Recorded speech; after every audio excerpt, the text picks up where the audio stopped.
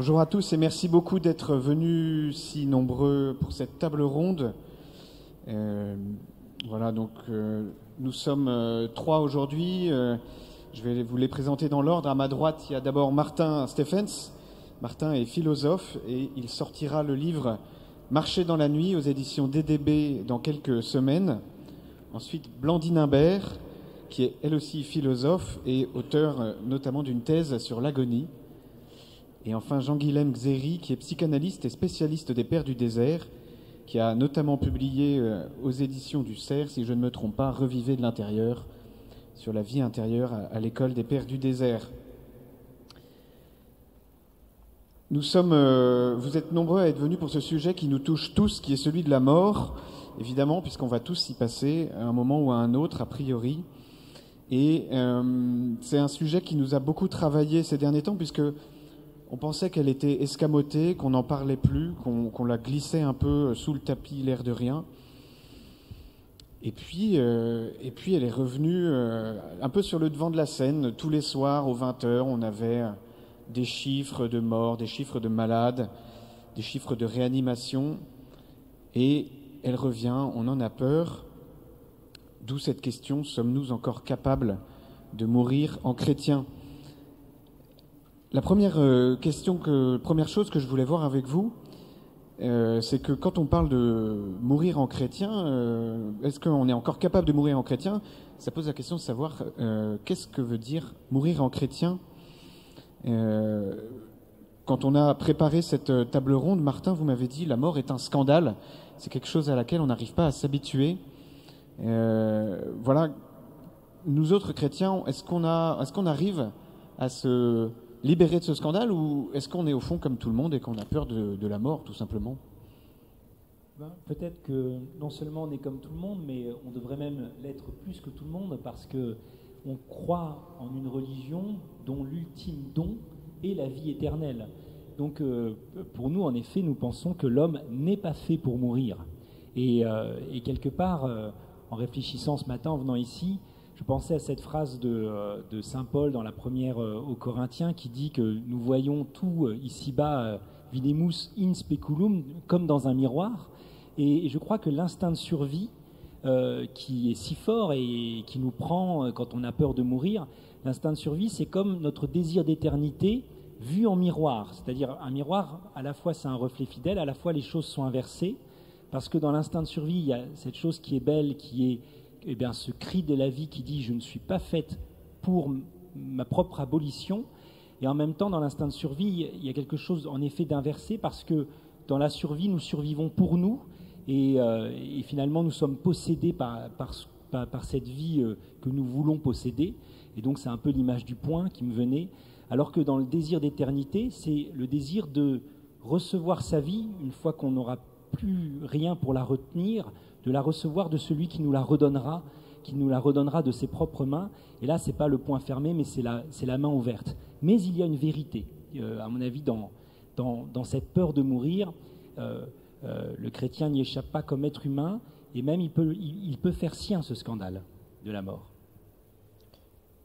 La mort, c'est aussi la souffrance. Quand on est chrétien, on subit aussi la souffrance de la mort.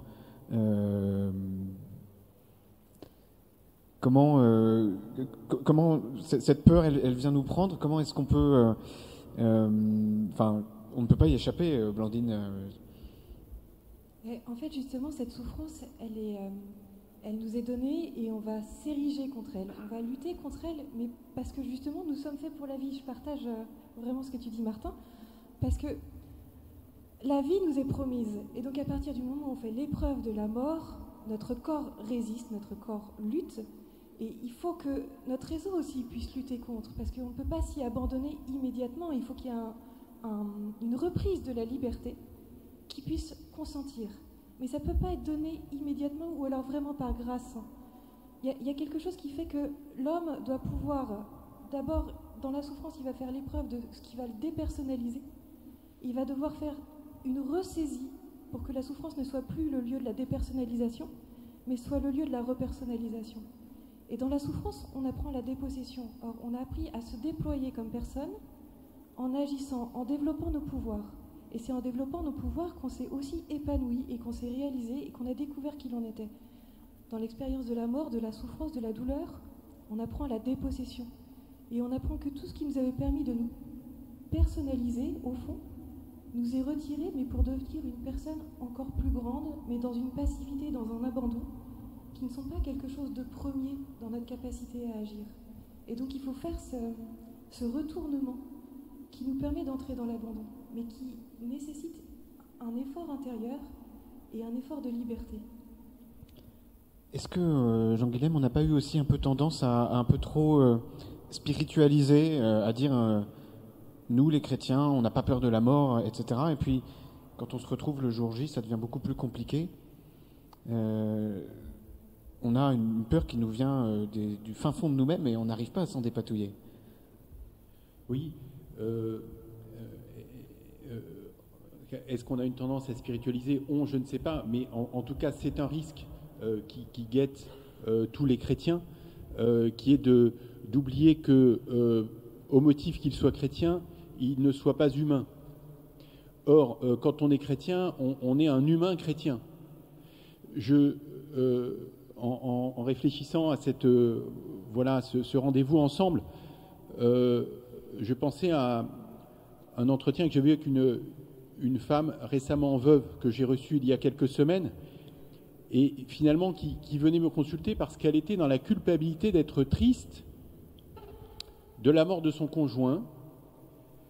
Et cette culpabilité, elle l'a justifiée en disant « mais je suis chrétienne, je suis très engagée dans l'Église et je suis triste. C'est que, en fait, justement et normalement, quand on croit dans la résurrection, voilà. » Et elle était dans cette culpabilité-là. Et non, c'est très touchant, humainement et chrétiennement aussi, voilà, de voir justement l'idéal de vivre de cette joie de l'Évangile, y compris dans ces moments de tristesse. Mais chez elle, ça générait justement de la culpabilité. Et ça me paraît très éclairant, effectivement, par rapport à la question que vous posez, Théophane, de spiritualiser. Le problème n'est pas de spiritualiser, c'est de spiritualiser en oubliant son incarnation. Et en fait, quand on est chrétien, on n'en est pas moins humain. Et donc, vivre le deuil, de fait, j'ai rarement écouté des défunts, j'ai écouté des endeuillés. C'est pas parce qu'on est chrétien, et quelle que soit la qualité de sa foi, quelle que soit l'intensité de son engagement, il n'en demeurera pas moins que l'endeuillé aura à faire l'expérience de l'absence. Et l'absence, il n'y a rien à en dire, c'est l'absence, quoi. Et qu'on soit très chrétien, très engagé, ne change rien au fait que l'absence, elle est là. Que la tristesse du manque, elle est là. Que tous ces gestes d'affection, de présence, etc., qu'on avait avec cette personne qui est partie, eh bien, n'est plus. Et donc, ces émotions de tristesse, de découragement, sentiment d'absence, de colère aussi, de colère contre soi, de colère contre les soignants qui n'ont pas fait ce qu'il faut, de colère, etc., contre le système, de colère contre Dieu. La colère contre Dieu n'est pas le signe qu'on manque de foi. Dans l'Écriture, il y a plein de gens en colère contre Dieu. Ce n'est pas le signe d'un manque de foi. Et donc, il me semble que, en fait, le chrétien, ce n'est pas celui qui fait abstraction de ses émotions, de ses sentiments. C'est celui qui assume la coexistence en lui de l'angoisse et de l'espérance, de la peur et de l'angoisse, et de la colère et peut-être de la paix. Il me semble que le chrétien, il est un peu bi-appartenant. Il est complètement du monde et il est un tout petit peu du ciel. Et c'est cette expérience double qui, de mon point de vue, caractérise l'expérience chrétienne. C'est la croix, finalement, qui résume en tout, à la fois l'angoisse et l'espérance, la souffrance, la douleur et la résurrection.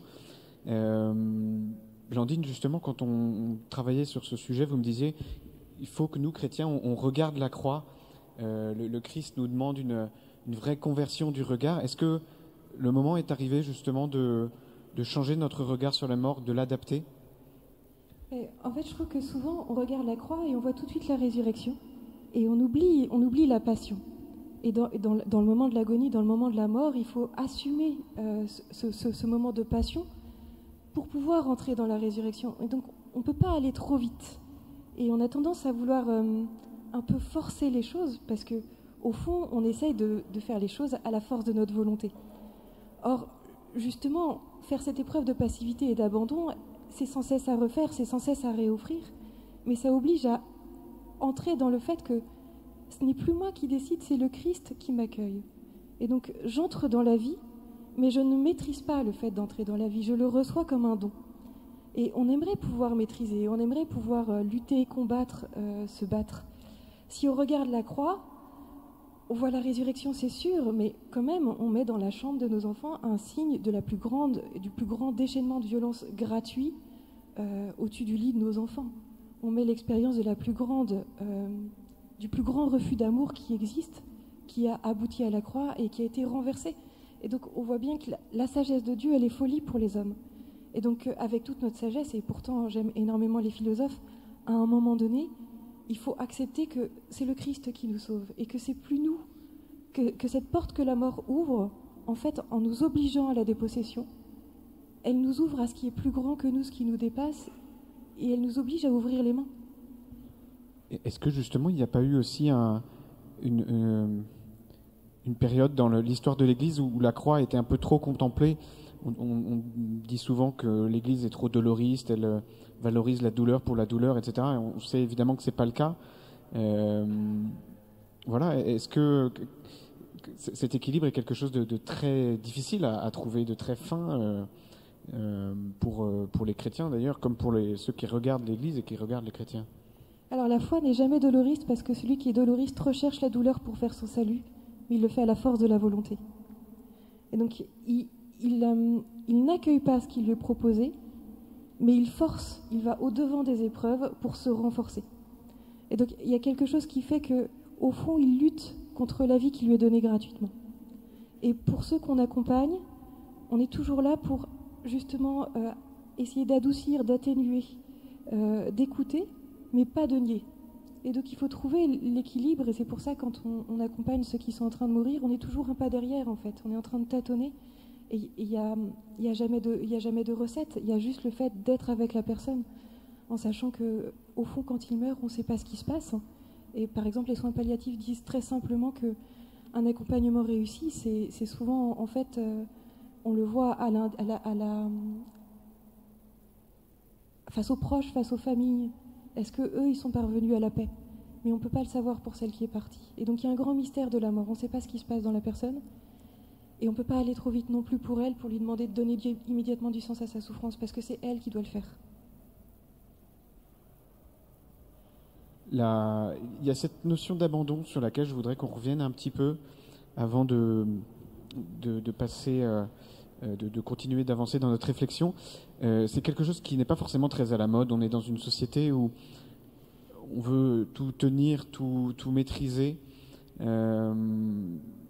Alors je sais pas, j'hésite un petit peu entre Martin et Jean-Guilhem pour tout vous dire. D'un côté, je sais que Jean-Guilhem, vous pouvez nous dire que les pères du désert sont un peu des maîtres d'abandon et qu'il y a sans doute quelque chose dans la tradition de l'Église, une vraie sagesse à aller chercher et qu'on n'a peut-être pas forcément à réinventer l'eau chaude tous les jours sur ces sujets-là. Mais je vous ai peut-être déjà coupé l'herbe sous le pied.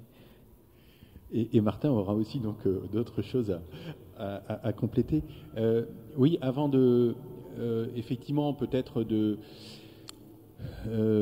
faire part un peu de l'expérience des pères du désert. Moi, je suis très intéressé par ce que tu dis, Blandine, et ça me fait penser, quand tu dis « n'allons pas trop vite à la résurrection, à la force du poignet, à coup de volontarisme ». S'il y a résurrection, c'est parce qu'il y a mort, et il y a cette expérience de fait que passeront tous directement et que nous accompagnons des personnes avec qui nous vivons. Et il me semble que ce point d'équilibre entre dolorisme, abandon, on peut le contempler dans la personne de Jésus. Jésus, dans la Passion, il est dans cet équilibre où ce qui nous est dit de lui, c'est qu'il est profondément triste, c'est qu'il vit l'angoisse. Voilà.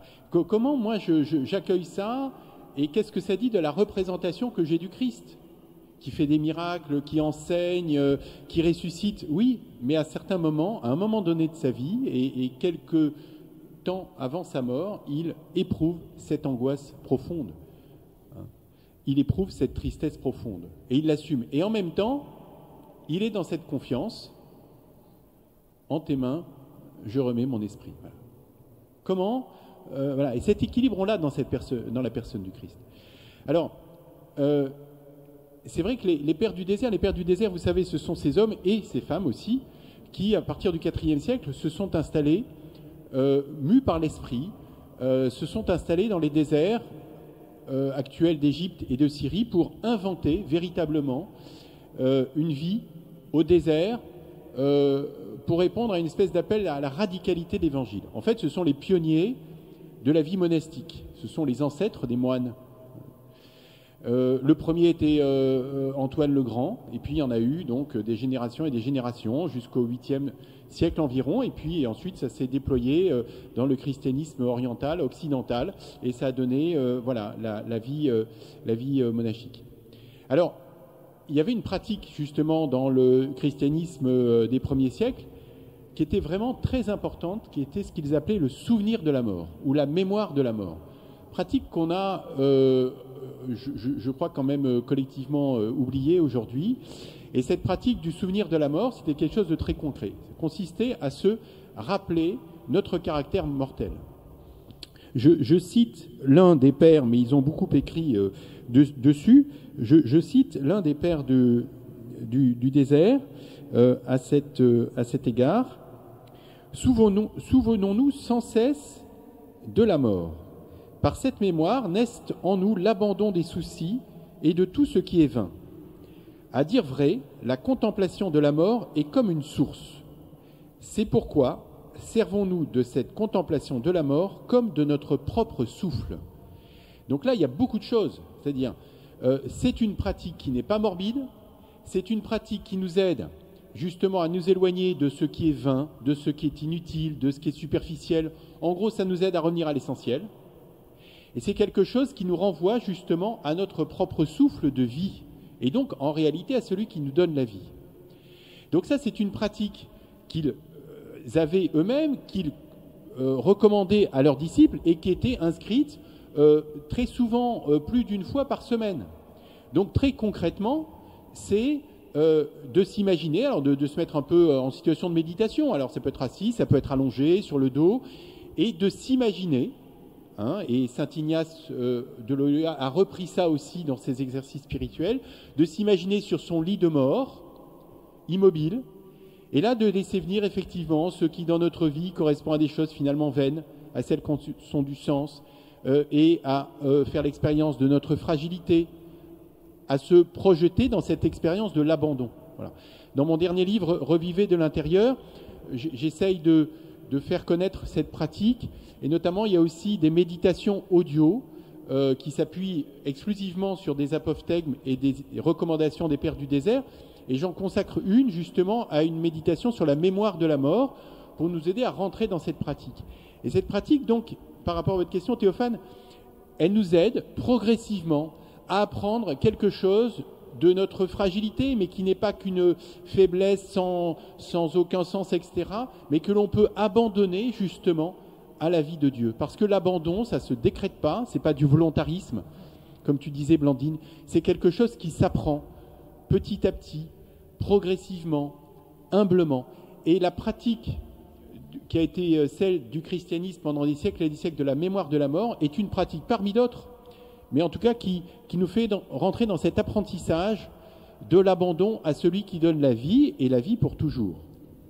Alors justement, on a l'impression que cette pratique n'est pas forcément très connue aujourd'hui, qu'on a un peu tendance à l'oublier, et qu'on pratique plutôt, et ça ce sont des mots que vous, tous les trois d'une certaine manière m'avez dit, plutôt celle de la peur. J'ai entendu le terme, l'expression de temple de la peur à l'occasion de l'épidémie, du confinement. Les églises sont devenues des temples de la peur, et je voulais un peu avoir votre avis sur la manière dont l'Église a traversé cette période où la mort s'est invitée chez nous par l'intermédiaire, enfin parfois directement, parfois par l'intermédiaire des postes de télé. Voilà, quel regard portez-vous sur cette période que nous venons de traverser et que nous traversons encore? Martin, par exemple, pour commencer. C'est vrai que le mot peur peut nous renvoyer à l'abandon, et en même temps, l'abandon positivement nous renvoie à un mot qui consonne un peu de la même façon, c'est le mot père. Par rapport à ce qu'on vient de dire, c'est vrai que me venait d'abord l'image du Père. C'est fou comme dans le discours de Jésus, la façon dont il lie la mort au cri que nous deviendrons quand nous mourrons pour le Père. Au moment du marché, il dit « Regardez ces moineaux, il n'en est pas un qui tombe sans que le Père soit avec lui. » Quand il dit Talita Koum à la fille de Jaïr, sans doute qu'il a vu la tristesse d'un père qui perd son enfant, et il se dit que son père lui-même dira pour lui « Enfant, lève-toi, fils, lève-toi », etc., etc. Et dans mon expérience de père, d'ailleurs, finalement, la première fois que j'ai fait cette expérience de la mémoire de la mort, c'est quand j'ai eu mon premier enfant, et c'était vraiment la première fois que je voulais mourir avant une personne. Et pas mourir en soi, évidemment, parce que je n'en avais tout à coup plus le droit, mais c'était la première fois que je me disais, je veux que cette personne me survive. Donc vraiment, l'Église, comme le dit saint Paul, l'Esprit ne nous donne pas un esprit de peur, il ne nous a pas donné un esprit de peur, mais un esprit qui nous rend capable de crier « Abba, Père ». Bon. Et par rapport à la traversée, Théophane, votre question sur la traversée de l'Église, de cette peur, comment elle l'a vécue, c'est vrai que l'expression venait de moi. Ces églises qui sont devenues, je trouve, pour la plupart inhospitalières. Récemment, j'ai vu une église où, dans le bénitier, il y avait le gel hydroalcoolique, et puis des églises entièrement barrées. Là d'où je viens, il n'est plus possible de s'asseoir en journée dans l'église. Alors il y a une petite chapelle évidemment, mais encore faut-il qu'il n'y ait pas trop de monde. Et c'est vrai que je me suis dit, les chrétiens tremblent dans leur carcasse promise à la résurrection. C'est pour moi actuellement une vraie source d'interrogation. On dit que les églises se vident, comme on se vide de son sang, mais parce que le sang de l'église, c'est le sang du pauvre. Et je suis désolé, mais une messe sur préinscription, les pauvres ne peuvent pas y aller. C'est impossible. Ça ne fait pas partie de leur ADN. Et les pauvres vont ailleurs, ils vont encore dans les cafés tant que c'est ouvert. Mais si on fait une église d'initiés, comme faisaient les gnostiques, c'est-à-dire de personnes qui ont le filon pour pouvoir s'inscrire, eh bien on fait tout simplement de l'église quelque chose qui n'est plus le lieu, qui n'est plus celle du Christ. Et je trouve vraiment qu'on vit quelque chose là qui n'est pas anodin, et qui, tout à l'heure on parlera peut-être du témoignage, du martyr, mais l'Église doit témoigner dans ce monde, et je ne sais pas de quelle façon encore, mais que, en effet, on a peur, mais parce qu'il y a le Père, eh bien l'Esprit, ce qu'il nous donne, c'est de crier cette peur, de la confier et de la traverser. Blandine, je vous ai vu hocher la tête pendant ce que disait Martin. C'est quelque chose qui... On vient d'évoquer l'équilibre entre la connaissance de la souffrance et la résurrection, et là on a l'impression qu'on revient du côté de la souffrance. Mais je dirais que dans la crise du Covid, au départ, il y a quand même une chape de plomb qui est arrivée, et du coup tout le monde a essayé déjà d'accueillir cette incertitude sans très bien savoir comment est-ce qu'on pouvait se positionner. Et puis après, quand même, je pense qu'il y a eu un cri de souffrance, à la fois de la part des prêtres qui parvenaient plus à rejoindre leur ouaille, et à la fois de la part des fidèles, parce qu'on a été privés des sacrements. Et plus grave aussi, du coup, mais que cette souffrance a été partagée par tout le monde, au fond, et c'est ressorti, c'est qu'il y a eu en fait une mort barbare, une mort qui a été complètement mise à distance, complètement étrangère, dénuée de rites, complètement technicisée, où on n'a plus permis aux personnes de voir leurs proches qui mouraient. Il y a une philosophe, Julie Dossi, qui a fait un témoignage dans la Croix qui disait qu'elle était dans une chambre d'hôtel à côté de l'hôpital de sa maman, avec sa sœur. Elle n'a jamais eu le droit d'entrer dans l'hôpital pour aller voir sa maman, lui dire au revoir. Elle n'a pas pu voir son corps, elle a récupéré dans un sac poubelle ses affaires. Et cette mort-là, elle est impossible en fait, parce qu'elle nous rend totalement impuissants, mais elle n'empêche tout le lien du corps, de l'incarnation et tout le lien de l'accompagnement qu'on peut faire, à la fois pour le mort et à la fois pour les vivants. Et ce que ça a aussi montré, c'est du coup, est-ce que nous sommes capables, nous en tant que chrétiens, d'appeler un prêtre à minuit pour lui dire « c'est le moment, il faut venir pour les derniers sacrements ». Est-ce que nous sommes capables d'affirmer la puissance des sacrements? Est-ce que nous sommes capables de dire qu'au moment de la mort, c'est le dernier combat et que nous avons besoin de la puissance de la grâce pour pouvoir le vivre? On s'est tous rendu compte qu'on en avait besoin au quotidien parce que le manque des sacrements nous a fait mal, nous a éprouvés. Et le manque de lien entre prêtres et laïcs nous a tous éprouvés. Mais aujourd'hui, nous n'avons pas encore retrouvé, au fond, cette urgence des sacrements pour entrer dans la vie, cette urgence de la place du Christ pour entrer dans la vie. Et il faut qu'on arrive à le faire. Aujourd'hui, on ne parle pas de refermer les maisons de retraite, par exemple. On accepte 2 visites par semaine. Mais qu'est-ce que ça signifie, ces morts dépourvues, en fait, ces agonies dépourvues de personnes pour tenir la main? Et le Christ est celui qui se rend présent et qui s'offre dans un bout de pain. Est-ce que nous sommes capables de l'offrir, nous aussi, et d'en prendre la mesure de ce don? Moi, c'est vraiment ce qui m'a beaucoup interrogée et ce qui m'interroge encore. Comment est-ce qu'on peut finalement réentrer dans les hôpitaux, réentrer dans les lieux où la douleur et la souffrance viennent? Et comment est-ce qu'on peut plus presque forcer la porte, je ne sais pas comment faire, mais pour être présent et dire que le Christ est là et qu'il souffre avec et qu'il pleure avec et que nous sommes là pour en être témoins. Le passage forcé de la mort, c'est une question volontairement un peu provocatrice. Le passage forcé de la mort, est-ce qu'on peut dire que c'est une opportunité pour la mission, pour l'annonce du sens de la souffrance, l'annonce de la résurrection? Jean Guilhem. Oui, peut-être, si vous permettez, Théophane, dans le prolongement de ce qui a été dit, après moi j'étais très touché voilà, dans cette première séquence Covid, puisqu'on rentre dans une nouvelle séquence Covid, celle du printemps, cette espèce de découverte que l'absence de relation, finalement, pouvait tuer.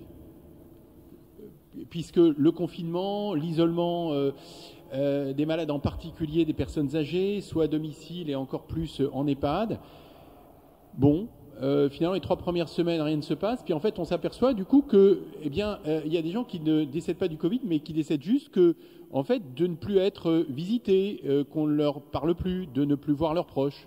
Et alors là, ébahissement collectif, ça alors, on peut mourir d'absence de relation. Évidemment, moi, ce que je souligne là, et pardon si c'est un peu caricatural, le but n'est pas de choquer, mais quand même, je veux souligner cette espèce d'étonnement. Et cet étonnement de « ah bah oui, tiens, on peut mourir simplement parce qu'on a besoin de relations », par carence justement de relations, de communication, de voir, d'entendre, de toucher, cet étonnement, il renvoie justement à notre anthropologie, c'est-à-dire à la vision qu'on a de l'homme, c'est-à-dire une vision strictement matérialiste. Bon, on prend soin du corps, on est sûr qu'il n'est pas infecté par le virus, on lui met des aliments, et c'est vrai que notre humanité, elle est faite de cette réalité corporelle. Mais elle est aussi faite d'une réalité, pour le coup, psychique, relationnelle, qui a besoin de s'incarner, quoi. Et en fait, on est tellement dans ce fantasme et cette illusion technoscientifique, matérialiste, qu'on en avait oublié ça. Ah oui, tiens, on peut mourir sans relation. Ouais, on peut mourir sans relation. Et moi le premier, moi comme tout le monde.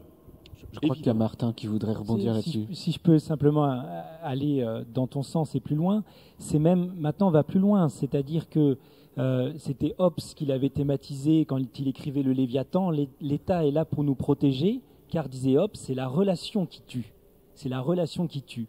Et le mieux, ça serait d'imaginer, on a réussi avec la voiture, à une sorte de code de la route, où si tout le monde respecte les règles, on arrivera enfin à ne plus se rencontrer. Parce que quand on se rencontre sur la route, ça veut dire qu'il y a un accident. Et quand vous voyez en effet ce petit clip du ministère de la Santé où des gens se prennent dans les bras et où finalement l'enfant prend sa mamie dans les bras et que finalement elle est en train de mourir à l'hôpital, et c'est un clip de la prévention routière, c'est-à-dire ils se sont rencontrés, ça mène à la mort. quand j'ai vu sur une petite affiche dans une MJC, une affiche émanant de l'État, je mets mon masque, je me lave les mains, je ne rends pas visite aux malades. C'est incroyable de lire ça. C'est la fin de la civilisation chrétienne de lire ça. C'est l'inverse de la parabole du jugement dernier de Jésus. Je ne rends pas visite aux malades, et quand j'aime mon prochain, et si je l'aime, je ne m'approche plus de lui. Et c'est vrai que le christianisme, comme le disait le professeur Grapp, c'est une sacralité du toucher, c'est-à-dire c'est pas une sacralité de la contagion. Si je touche, je suis souillé. Au contraire, Jésus, se laisse toucher par la femme hémorroïde, touche. Et là, on est en train d'inventer tout le contraire. La meilleure chose que je peux faire pour toi, c'est de ne pas t'approcher. Il y a cette ambivalence, c'est-à-dire que d'un côté, il y a la charité en quelque sorte, de donner la vie aux autres en étant en relation avec eux, et en même temps, on sait que on n'a pas forcément envie d'apporter potentiellement la mort à quelqu'un en lui toussant dessus, en allant en allant visiter sa grand-mère ou que sais-je. Laquelle des charités prévaut, celle de donner la vie ou celle de ne pas donner la mort?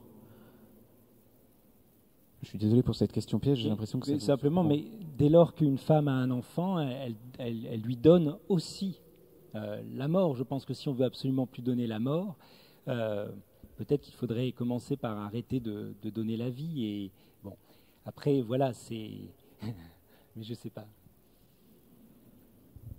Pour moi, la question que vous posez, Théophane, c'est celle de la chasteté au sens de la relation ajustée.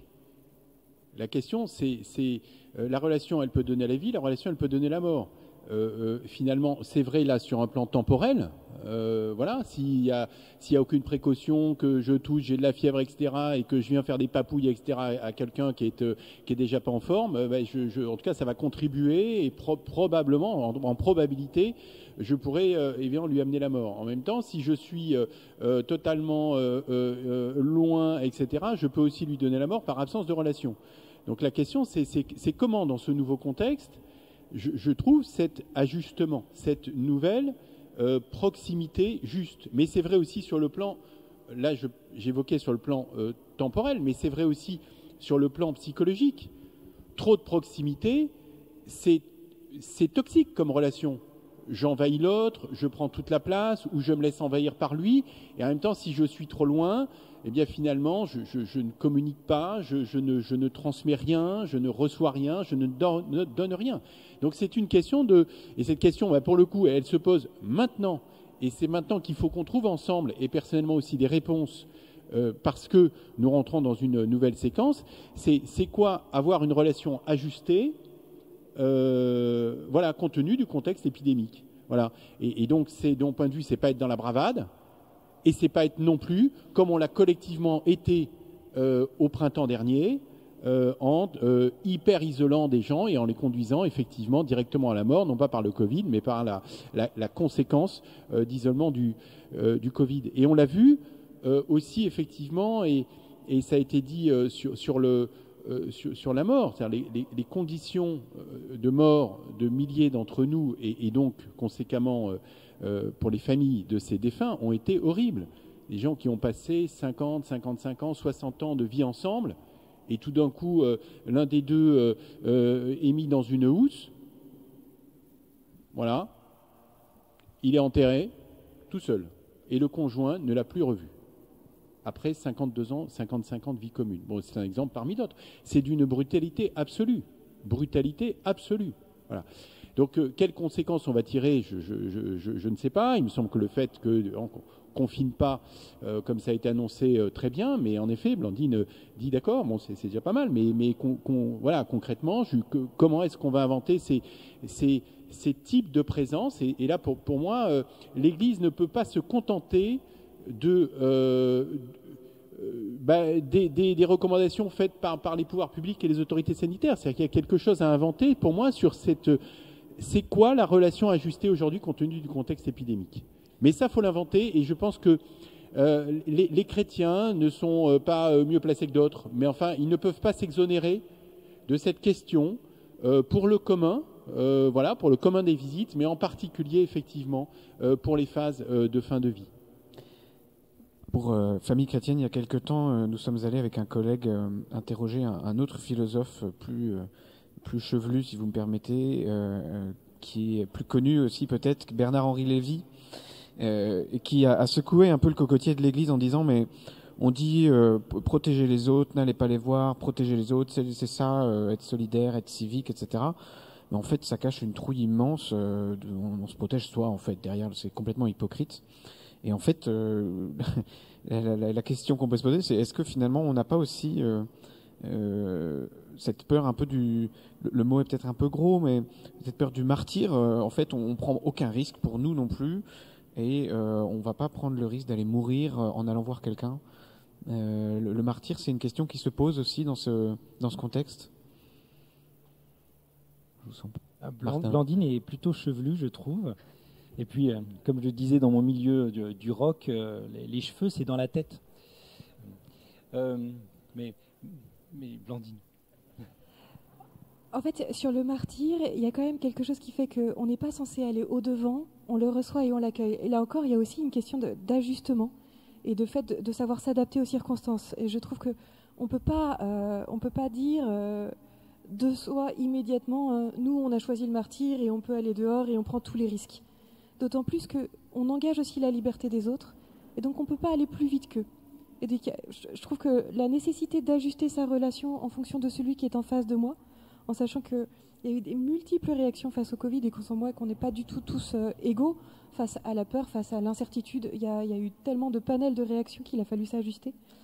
En revanche, il me semble qu'à partir du moment où on va vers sa mort, qu'on entre dans la mort, qu'on entre dans le moment de l'agonie, qu'on a conscience qu'elle arrive, alors oui, la question du martyr, elle est assez inévitable, parce qu'elle pose la question du sens de sa vie. Et du coup, qu'est-ce qui se joue dans l'agonie ? Pour moi, il se joue 3 grandes histoires d'amour qu'on a beaucoup de mal à réconcilier. C'est l'amour de soi. Est-ce que je suis capable de m'aimer partout ? Là où j'ai failli, là où j'ai chuté, là où j'ai raté.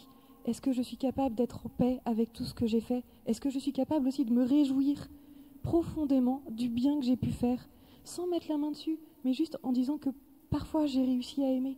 Et j'ai jamais aimé tout seul, mais parfois j'ai réussi à aimer. Est-ce qu'on est capable déjà d'avoir ce regard aussi, de se dire j'ai eu le cadeau de la vie et j'ai réussi à accueillir ce cadeau pour être un cadeau ? Est-ce que j'ai réussi à avoir ce regard pour dire que je suis un cadeau ? C'est la première histoire et c'est déjà pas simple, cette histoire-là. Après, il y a l'histoire avec tous ceux qu'on a aimés et qu'on n'a jamais su aimer suffisamment. Et qu'on a aimer, c'est accepter de blesser l'autre, c'est accepter de le trahir, c'est accepter aussi de lui dire qu'on va lui demander pardon, qu'on va essayer de réparer, qu'on va essayer de s'améliorer. Mais c'est jamais parfait. Et c'est sans cesse à refaire. Et ça veut dire qu'il faut qu'au moment de sa vie, de sa mort, on rende libre l'autre de soi, pour qu'il puisse continuer de vivre, pour qu'il puisse choisir la vie. Et c'est difficile, parce qu'il faut être ajusté dans sa relation, de se dire, l'autre que j'aime, avec qui j'ai voulu tout partager, il faut qu'il soit libre de moi pour pouvoir continuer de vivre. Et donc, il faut renoncer à soi, là, et il faut réussir à être en paix avec ça. Puis la dernière histoire d'amour, celle qui nous dépasse le plus, c'est celle de Dieu qui a toujours été là, et il faut entrer dans cette relation avec Dieu pour lui dire « me voici ». Et là aussi, on voit bien déjà que dans la confession, on a du mal. Alors au moment de la mort, on ne peut pas dire qu'on ne va pas avoir du mal. Et c'est pas grave d'avoir du mal, parce que le Seigneur, il nous attend, et il sera là. Mais il faut entrer dans cette histoire d'amour. Et si on entre dans ces 3 histoires d'amour, évidemment qu'on témoigne, évidemment qu'on est martyr. Sur le martyr, je pense qu'il y a un caractère lumineux du martyr. Vraiment, c'est ce que nous dit le Christ à 6 reprises dans les évangiles. Donc ça devait vraiment être, à mon avis, le cœur de son enseignement. Qui veut garder sa vie, la perd, et qui la donne, la reçoit en abondance. Ça, c'est le côté joyeux du martyr, parce que, en effet, on ne reçoit ce qui nous a été donné qu'en le donnant à notre tour. Moi, je ne sais que j'ai compris un livre que quand je suis capable de l'offrir, et même c'est la première fois que je le possède vraiment, ce livre de philosophie, quand j'arrive à l'offrir à mes élèves. Avant, entre moi et moi-même, je ne sais pas si je l'ai. Et donc, le don de la vie, la vie, on ne peut pas la capitaliser. Qui veut la conserver, la perd. Bon. Et par contre, voilà, c'est Marcel Mauss, laissé sur le don, donner recevoir l'action de grâce et puis rendre, faire circuler. Et il y a le côté douloureux, le mystère douloureux du martyr. C'est le non possumus, vous savez, les martyrs d'Abitène. Dioclétien n'arrêtait pas d'inventer des mesures pour embêter les chrétiens. Les chrétiens s'y pliaient assez volontiers. Au fond, ils n'avaient peur que d'une chose, c'était de l'idolâtrie, de plier le genou devant l'empereur, mais sinon, ils jouaient le jeu de leur société. Et à un moment donné, Dioclétien a attaqué sur le dimanche. Et ils ont dit « non possumus sine dominico ». Nous ne pouvons pas sans dimanche. Nous ne pouvons pas, non possumus. Et je pense, vous avez peut-être vu cette vidéo d'une institutrice qui est en petite section de maternelle et qui dit qu'elle est convoquée par l'Éducation nationale parce que sa directrice a dû la dénoncer parce qu'elle n'accueille pas les enfants avec le masque, elle ne le peut pas, elle les prend dans les bras quand ils pleurent. Petite section de maternelle, elle dit « je ne peux pas ». Et elle dit, c'est marrant, elle dit vraiment « je n'en veux même pas ma directrice, elle a raison, il faut qu'elle se protège. Je ne vous en veux même pas à vous, madame l'inspectrice ». Elle donne les noms et tout ce que vous voulez, mais elle dit « mais je ne peux pas ». Et c'est vrai que vraiment, le martyr, c'est souffrir. Je crois que nous devons continuer absolument de souffrir de ce masque. Non possumus sine facie. Nous ne pouvons pas sans le visage. Le Christ, c'est Chenu qui disait que le christianisme est la religion du visage. Nous ne pouvons pas nous y faire. Le jour où on aura pris le bon réflexe qu'on nous demande de prendre, celui de la distanciation physique puis sociale, ça va de pair, eh bien, le jour-là, eh bien, on aura perdu une part de notre âme. Vous vouliez réagir aussi, Jean Guilhem? Non, pas réagir, mais en fait, moi, je m'aperçois que j'ai une question de retard. Vous m'avez posé des questions sur la résurrection. Oui. En fait, du coup, j'essaye de revenir dans le peloton, là, et du coup, je rattrape votre question. En fait, voilà, votre question, c'est est-ce que finalement, tout ça, c'est pas une opportunité pour reparler un peu de la résurrection? De fait, hein, ce qui nous réunit là, c'est mourir en chrétien. De fait, avant de mourir en chrétien, il s'agit de s'efforcer de vivre en chrétien. Et pour moi, vivre en chrétien, c'est cheminer avec ce mystère qu'est la résurrection. Vous voyez, je choisis mes mots, c'est-à-dire c'est cheminer, c'est-à-dire avancer tout au long de ma vie avec tout ce qui peut arriver, enfin ainsi de suite, avec ce mystère qu'est la résurrection, parce que la résurrection, c'est pas qu'une affirmation, en tout cas, ça reste un mystère. Ça reste un mystère. Et donc, il me semble que pour ça, les chrétiens, quand ils sont encore en vie, ont une triple responsabilité. Mais qui n'est pas accessoire, qui est centrale. Parce que pas de résurrection, il n'y a pas de chrétiens, il n'y a pas d'église. Hein. Enfin, pour le coup, l'église, elle est uniquement là pour annoncer justement ce mystère de la résurrection dans lequel se déploie infiniment le don de la vie que Dieu fait aux hommes et plus largement à la création. Donc c'est juste central. Hein. Enfin, sinon, on ne serait pas là s'il n'y avait pas eu effectivement cet événement et la façon dont il a été relaté et transmis jusqu'alors. Et c'est notre génération, aujourd'hui, qui a cette responsabilité d'annoncer, de cheminer plus exactement. En tout cas, je suis plus à l'aise, moi, avec cheminer avec ce mystère de la résurrection. Et pour moi, cette responsabilité, donc, elle est triple. C'est 1, la dire, 2, en vivre, et 3, la vivre. Donc d'abord, la dire, la résurrection. Moi, j'ai quand même le sentiment qu'on parle beaucoup plus de la réincarnation que de la résurrection. Donc après, il ne faut pas s'étonner que toutes les études, année après année, enfin les enquêtes année après année, montrent que finalement, 40, puis 50, puis 60% des Français croient à la réincarnation et pas à la résurrection. À partir du moment où on ne nomme pas une réalité, on ne peut pas, c'est pas tant y croire, qu'en parler, qu'y réfléchir, qu'y cheminer, etc. avec, etc. Donc, si les chrétiens ne disent pas, ne nomment pas la résurrection, ne serait-ce que pour dire c'est un mystère, je m'interroge, je ne sais pas bien, on peut dire des choses, mais on n'est pas sûr, etc. Évidemment, la résurrection va disparaître et le christianisme va reculer. C'est sa spécificité. Donc, la résurrection, en assumant de ne pas savoir bien en parler. Précisément dire de quoi il s'agit. En vous disant, en nommant cette résurrection, en même temps, je me dis, mais en fait, j'espère que personne ne va me poser de questions plus avant parce que je serais bien m'embêté pour en parler. Ben oui, je l'assume. Voilà. La seule chose que je sais, c'est que c'est cet événement qui a traversé la personne du Christ et qui est une promesse de vie pour chacun de nous. Donc la dire. Ensuite, en vivre. Parce que pour en parler, il faut quand même un peu en vivre. Sinon, on ferait comme beaucoup dans les médias. C'est pas l'ambition, je crois, de la vie chrétienne. Et on peut en vivre de la résurrection. On peut en vivre dans la liturgie. Les saisons liturgiques, elles sont là pour nous rappeler la période de l'Avent, Noël, qui se projette vers la période du Carême, Pâques, la période pascale. Donc les saisons liturgiques sont là pour nous faire vivre ce cycle, j'allais dire, de mort, de vie, de mort et de résurrection. Et puis évidemment, on peut vivre aussi de cette résurrection dans la parole, mais surtout dans les sacrements. Ça a été évoqué, les sacrements ont été évoqués. Évidemment, les sacrements du baptême, les sacrements de l'Eucharistie, les sacrements de la réconciliation en particulier, sont des sacrements qui n'ont de sens, j'allais dire, leur contenu, leur épaisseur, leur intensité n'est que celle de la résurrection. Donc comment moi je vis de cela? Donc la vivre, en vivre, et puis la vivre, donc on peut la vivre de façon séculière.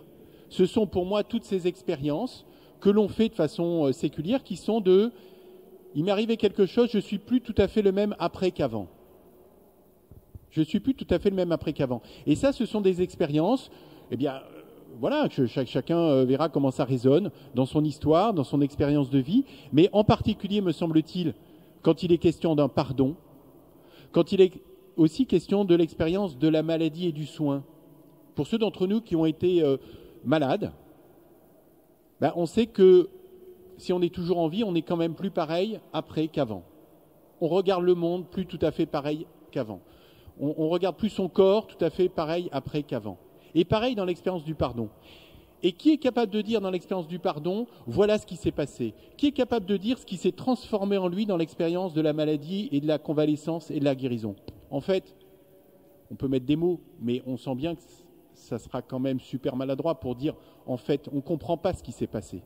N'empêche qu'il y a une transformation, il y a une conversion intérieure qui fait qu'on n'est plus le même après qu'avant. Et donc pour moi la question, j'en terminerai là Théophane, pour moi la question que nous pose l'Évangile, c'est est-ce que je suis un chrétien d'avant ou un chrétien d'après?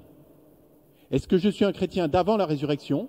Je regarde Jésus comme un prophète, comme quelqu'un qui dit qu'il faut être gentil les uns avec les autres, etc. Ou est-ce que je suis un chrétien d'après? Et de fait, nous sommes une génération de l'après-résurrection du Christ. Et comment effectivement je me laisse interpeller par ce mystère à dire, à vivre de lui et à le vivre. Et ça me semble parfait. J'ai l'impression qu'on est parti de la mort pour arriver jusqu'à la résurrection, ce qui me semble être un cheminement pas trop mauvais. Et du coup, ça nous laisse, et ça c'est ma grande réussite, c'était ma mission à moi aujourd'hui, ça nous laisse du temps pour répondre à quelques questions. Alors je crois qu'il y a un micro qui peut circuler, si j'avais compris, dans les travées. Je vous demanderai simplement d'être très bref dans les questions que vous poserez. Je peux donner mon micro si besoin. Mais voilà, soyez très... Je vais donner mon micro. Soyez très bref dans les questions que vous posez pour que les intervenants puissent répondre à plusieurs si besoin.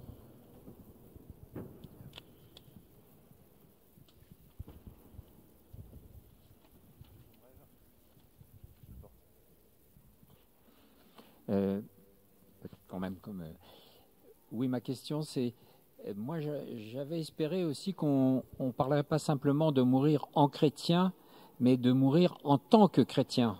C'est-à-dire que, quand même, c'est peut-être une question aujourd'hui. Est-ce qu'on serait capable de mourir pour notre foi, pour en témoigner, de mourir en tant que chrétien? Merci. Je me souviens en avoir parlé avec l'un d'entre vous, je crois que c'est Martin.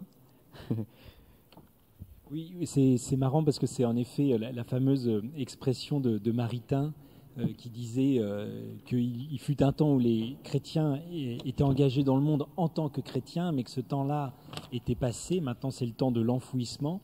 Et il faut être engagé dans les institutions, à l'hôpital, non pas en tant que chrétien, mais en chrétien. Et d'ailleurs, je crois que ce temps-là, si on veut annoncer l'évangile, la résurrection, ce temps-là est un peu passé, puisque vraiment on est exposé. comme parfois un peu comme une cible, mais on est exposé et on doit ne pas avoir peur de s'exposer. Alors vous, votre regret, c'est peut-être qu'on n'ait pas assez parlé directement du martyr, alors un peu avec le non possumus, et c'est vrai qu'il ne faut pas oublier que l'Église, c'est Jean-Paul II qui disait ça, le siècle, peut-être le siècle du martyr, c'était le XXe siècle. Quand vous voyez ce qui se passe en Chine actuellement, vous avez encore énormément de chrétiens qui payent d'être chrétiens, qui payent de leur vie, de leur confort, etc.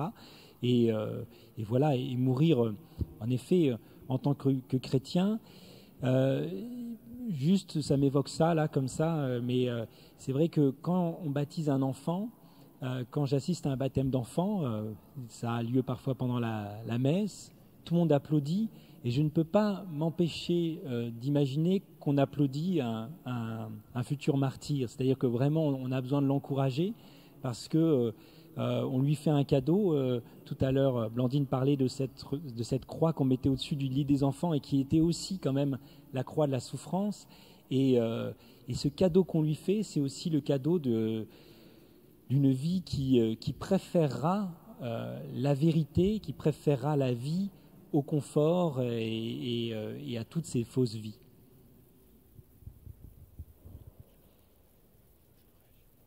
Oui, allez-y, Jean-Guillaume, vous pouvez réagir.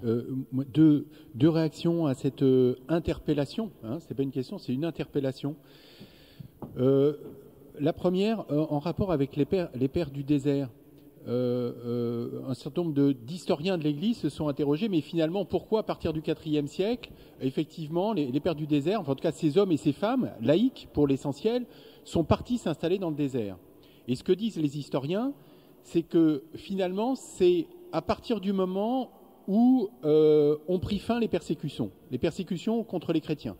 IVe siècle, conversion de Constantin, de fait, qui était donc les 4 premiers siècles, j'allais dire, la grande période, l'âge d'or du martyr, au sens de on tue un homme ou une femme en tant qu'il est ou elle est chrétien. Et de fait, il n'y avait plus beaucoup moins de martyrs à partir du IVe siècle. Et donc, en fait, l'interprétation que font ces historiens de l'Église, c'est de dire le martyr en tant que tel, c'est une réponse à un appel, comme tu disais, Blandine. C'est-à-dire qu'on ne s'autoproclame pas « je veux être martyr ». C'est une réponse à quelque chose de l'ordre de la radicalité. De la radicalité. Donc pour moi, le martyr, il y a quelque chose de plus profond que le martyr, c'est un enjeu de radicalité. Et donc cette radicalité, finalement, ces hommes et ces femmes se sont dit, finalement, on n'est plus appelé, on n'est plus dans un contexte où effectivement cette radicalité, on peut la vivre dans le martyr. En revanche, vivons-la dans cette nouvelle forme de vie qu'ils ont inventée, que l'on connaît tous aujourd'hui, après 16 siècles, notamment de vie religieuse et de vie monastique. Mais c'était ça la réponse à cette radicalité. Donc moi, la question qui est posée par celle du martyr, c'est surtout celle de la radicalité. Et donc, deuxième réaction qui me vient dans la suite de cette façon dont les pères du désert ont répondu à cette radicalité, c'est qu'est-ce que moi je suis prêt à laisser mourir en moi pour répondre de façon plus radicale à l'appel de l'Évangile. Voilà. Qu'est-ce que moi je suis capable de laisser mourir en moi de vanité, de toute puissance, de fausse vie, comme disait Martin, ça me parle, ces vies qu'on s'invente, ces personnages qu'on se crée, qui font qu'à un moment donné de sa vie, on se dit, mais en fait, je suis juste passé à côté de ma vie, je suis juste passé à côté des gens que je croyais aimer, en fait, à côté desquels j'ai passé du temps, mais avec lesquels j'ai jamais, été gagné en profondeur, etc. Et donc, pour moi, c'est cette question, la question du martyr, votre interpellation m'appelle à cette question de la radicalité, mais là, aujourd'hui, maintenant, voilà. Et de fait, nous ne vivrons plus dans le contexte des persécutions chrétiennes, ou en tout cas, elles ne prennent pas le même visage, pendant que le visage aujourd'hui de ces entre guillemets persécution, c'est plutôt le fait qu'on passe totalement sous le scope, qu'on soit ignoré, etc. Et quelle radicalité on va être capable d'inventer, de vivre, pour rappeler effectivement que l'Évangile est source de vie. Merci. Je crois qu'on a encore un petit peu de temps pour une dernière question. Voilà, ce sera parfait. Je suis désolé, malheureusement, on pourrait en parler, si j'ose dire, pendant l'éternité. Voilà, je vous laisse poser votre question et on essaiera d'y répondre assez vite. Bonjour. Vous avez parlé donc de l'agonie, des gens qui vont mourir. Quel rôle particulier vous voyez pour des soignants chrétiens qui accompagnent des personnes qui vont mourir dans un milieu qui peut être de l'hôpital public, etc., donc laïque. Alors, en tant que chrétien, soignant chrétien, c'est la parabole du bon samaritain, mais est-ce qu'on ne doit pas aussi aller un petit peu plus loin dans la mesure où on sait que c'est un passage? Comment se situer dans ce contexte, quoi? Jusqu'où est-ce qu'on peut aller? Merci. Alors, je n'ai pas la réponse parce que ça dépend vraiment de la personne avec qui vous êtes en face et la circonstance. En fait, je pense qu'il faut qu'on retrouve le sens de l'occasion, du moment. Et très souvent, ça a complètement rien à voir, mais je me souviens j'ai fait cet été des ateliers one-to-one, en fait, où on essaie de s'exercer à annoncer l'évangile à quelqu'un, et puis l'autre en face de soi fait celui qui ne croit pas. Et on relie ensuite, et on essaie de voir où ont été les perches. Moi, je me suis rendu compte que je ne voyais pas les perches. J'étais trop timide, j'avais trop...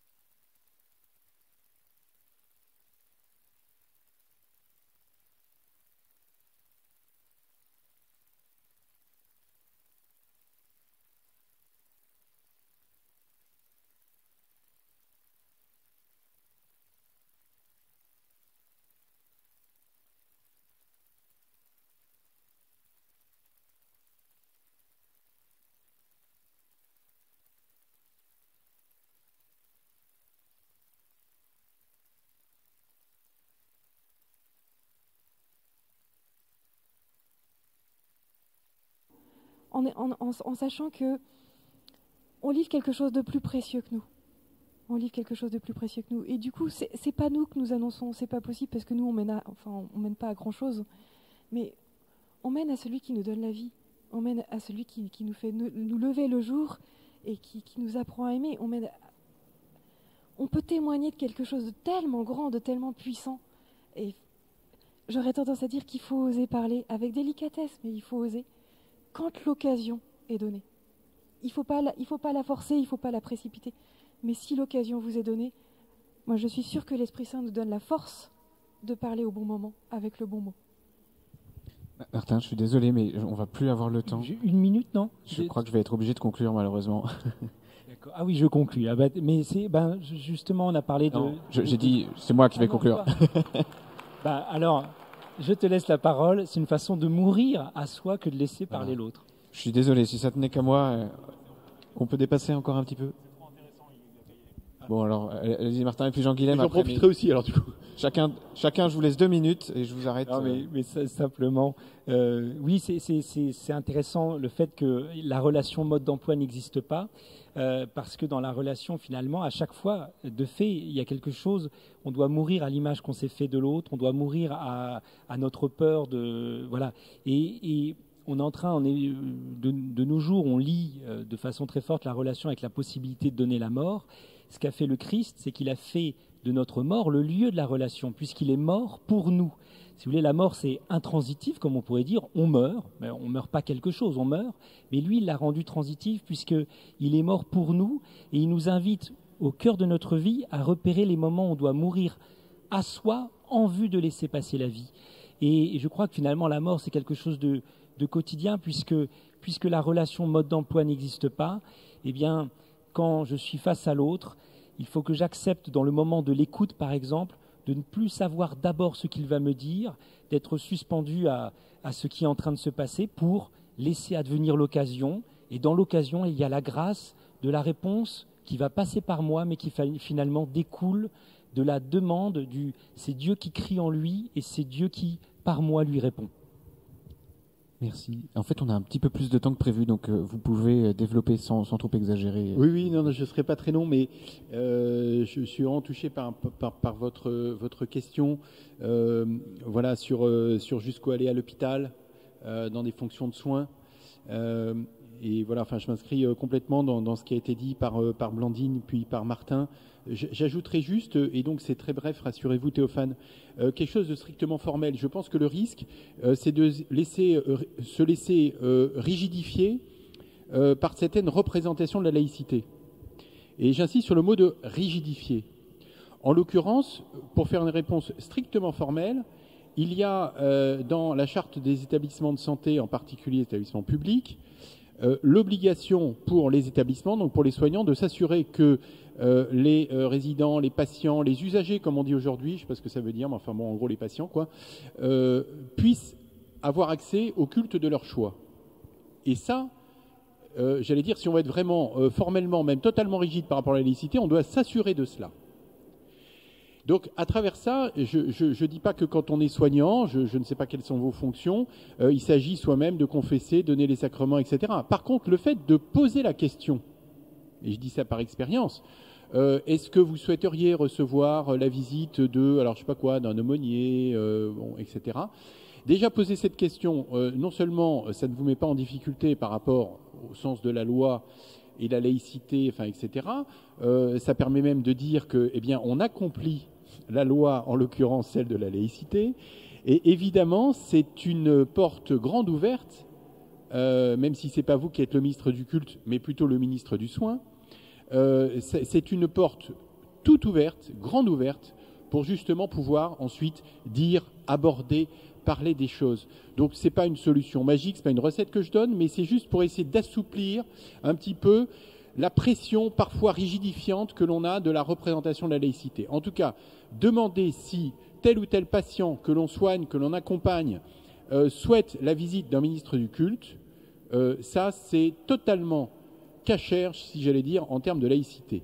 Donc usons de cette porte qui est, par expérience en tout cas, une porte qui peut mener très loin quand justement à quelque chose voilà, d'une autre nature. Hein. Alors, comme je reconnais que je pensais avoir moins de temps et que j'en ai encore un petit peu, je crois qu'il nous reste une dernière question. Une dernière question, la vraie dernière. Je vais aller au fond. Sinon, il parle jamais.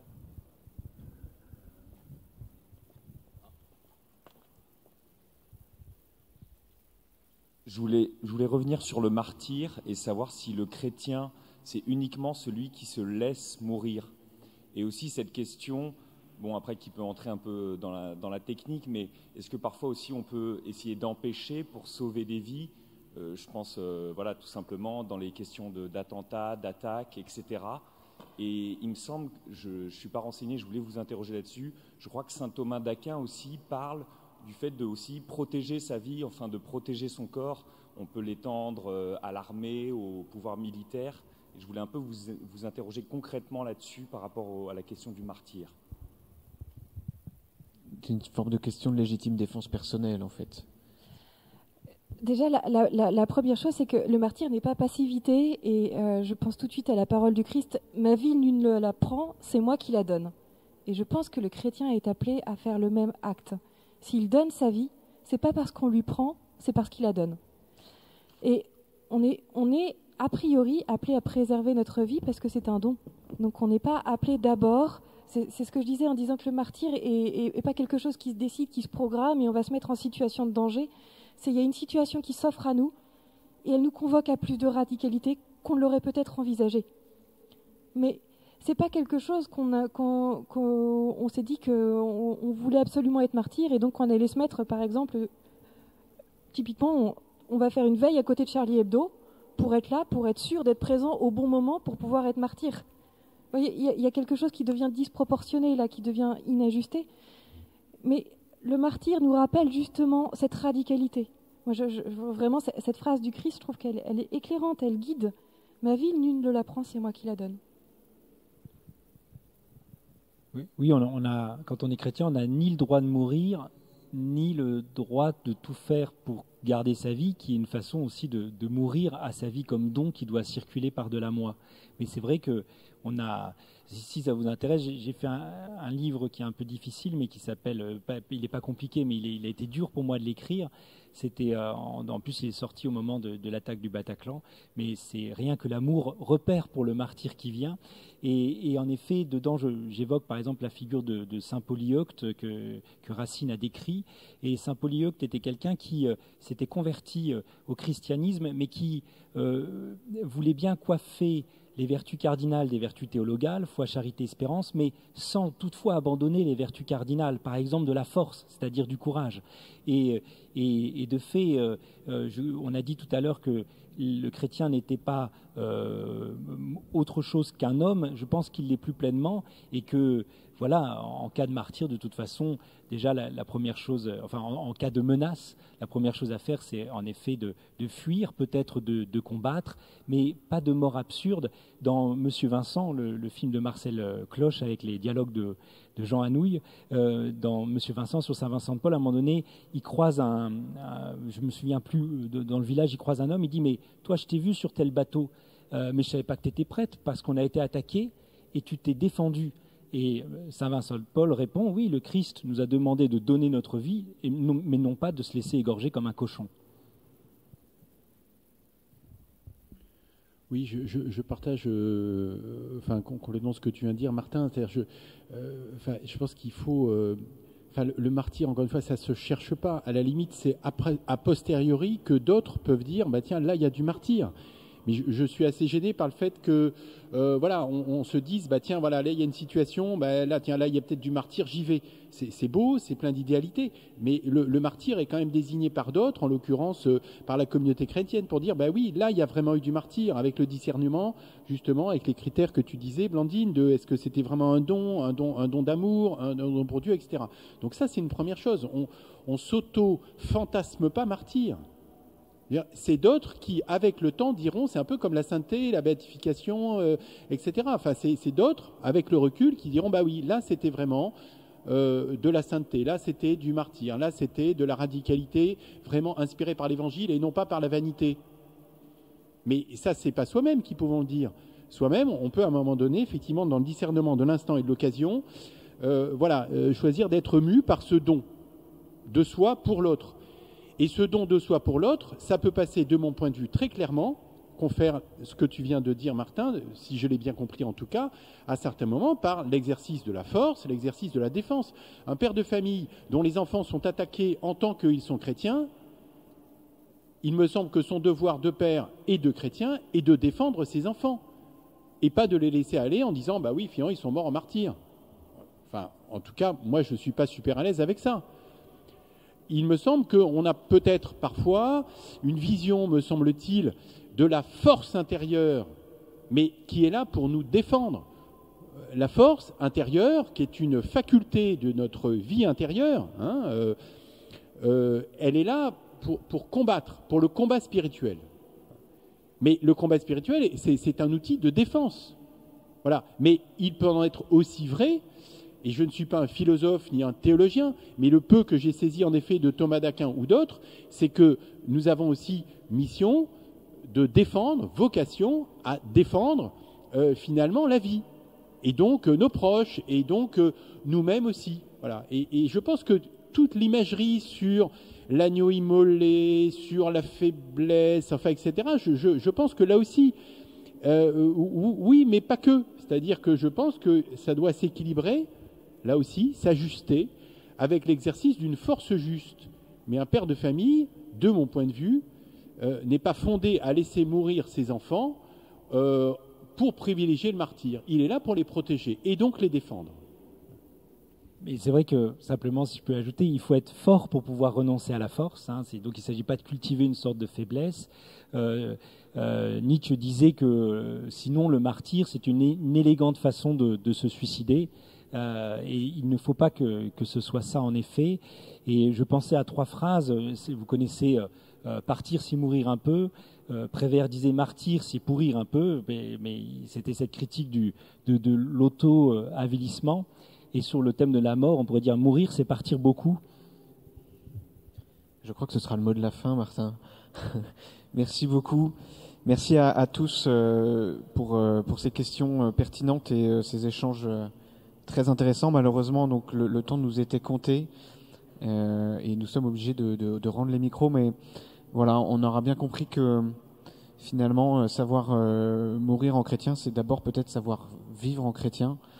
Et voilà, maintenant, charge à nous de vivre en chrétien dans notre vie de tous les jours. C'est peut-être la meilleure manière d'annoncer la joie d'être chrétien. Merci beaucoup. Et puis, je crois qu'après, il y a suite du programme, c'est la messe tout simplement, donc encore mieux que la table ronde. Petite annonce.